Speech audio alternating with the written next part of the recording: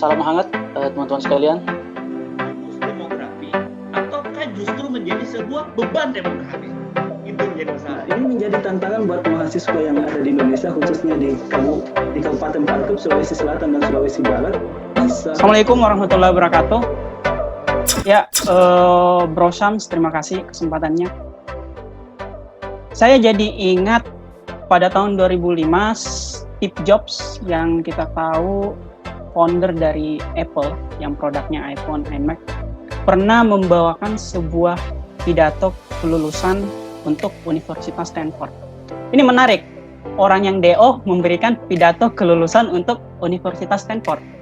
Tapi saya tidak mau membahas biografinya beliau.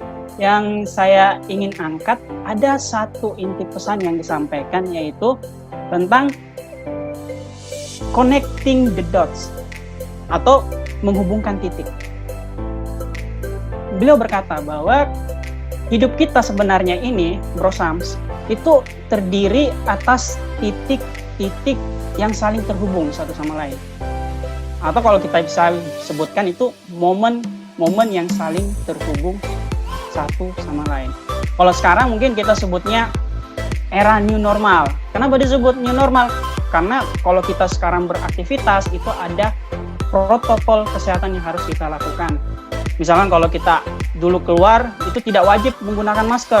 Sekarang itu keluar wajib menggunakan masker. Kalau di Jakarta di sini ada yang kedapatan itu bisa kena denda 20 juta rupiah. Terus kalau mungkin dulu kita berbicara itu jangan ada jarak. Nah, kalau sekarang harus ada jarak. Nah, terus yang sekarang juga itu kalau kita lihat meeting. Nah, dulu itu meeting di dalam suatu ruangan, sekarang justru diprioritaskan meeting itu dilakukan secara online yang seperti kita lakukan sekarang. Sekarang kalau saya lihat memang benar momen-momen itu sebenarnya kita beralih dari satu new normal ke new normal yang lainnya. Saya flashback waktu tahun 2004. Saya waktu itu ikut kegiatan di Pinrang, acara BKPRMI. Waktu itu saya gabung di IRCM, masih SMP, ikut perkampungan kerja di Pinrang. Sangat menarik. New normal, yang dulunya tidak pernah jauh dari keluarga, tiba-tiba ditempatkan di suatu daerah selama kurang lebih seminggu waktu itu.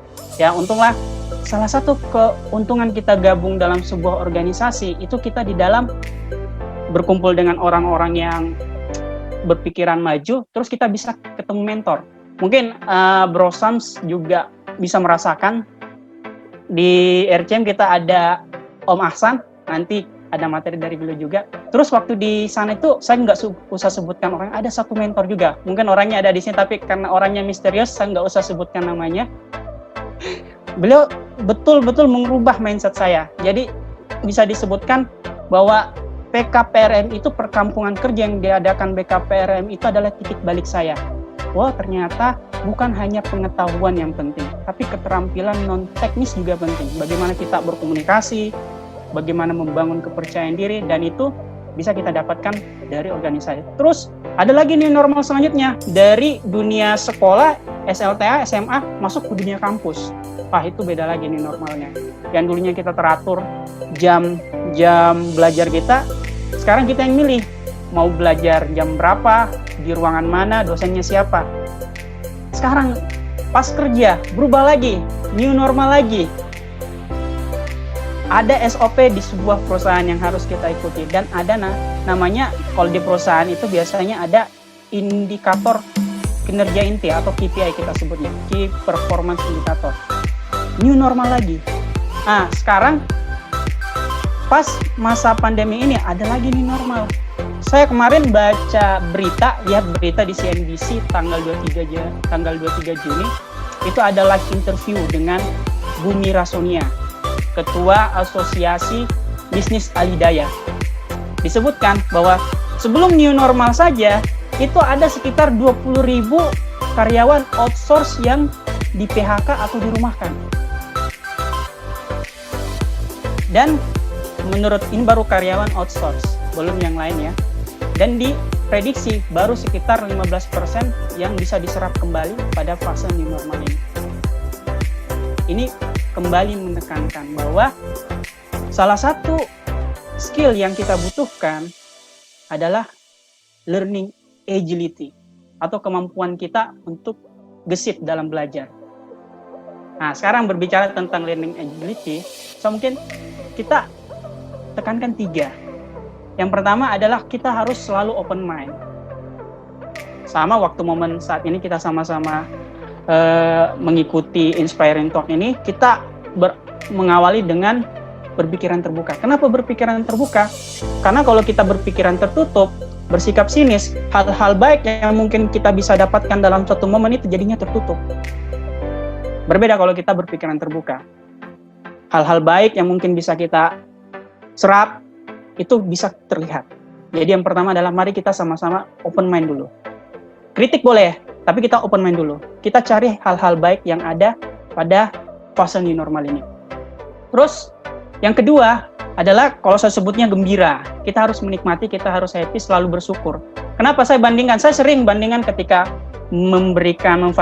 memfasilitasi sebuah training, itu kalau di dalam kelas, kita ingat, kalau kita kuliah atau mungkin waktu SMA dulu, durasinya satu mata pelajaran itu 90 menit. Setelah selesai mata pelajaran, ditanya, tadi belajar apa? Belajar apa ya? Tidak menikmati. Coba kita bandingkan kalau kita nonton di bioskop. Saya sering angkat. Tahun lalu itu ada Avengers, durasinya 3 jam. Pas ditanya, tadi nonton apa? Bisa spoiler dari awal sampai habis. Kenapa? Karena menikmati. Nah, karena itu salah satu learning agility, kita harus menikmati setiap momen yang ada dan selalu bersyukur. Yang ketiga yang tak kalah penting adalah kita harus ikut berpartisipasi aktif. Sama waktu momen saat ini, kalau kita cuma diam, mendengarkan, tapi tidak ikut mencatat poin-poin penting, itu akhirnya nanti cepat buyar. Mungkin seperti itu kalau dari saya, Bro Sams, pengantar saya. Jadi, mari kita sama-sama meningkatkan learning agility kita. Caranya gimana? Ada 3 poin penting. Yang pertama, kita harus sama-sama open mind, kita berpikiran terbuka, kita niatkan ada poin-poin baik yang ingin kita cari. Yang kedua adalah mari kita happy. Mari kita selalu bersyukur dari setiap momen. Karena kita harus yakin dari setiap momen itu adalah fasilitas untuk membuat kita menjadi bertumbuh lebih baik lagi. Dan yang ketiga, ayo kita sama-sama berpartisipasi aktif. Jangan pasif, tapi kita harus ada hal yang kita kontribusikan di fase ini. Oke, demikian dari saya untuk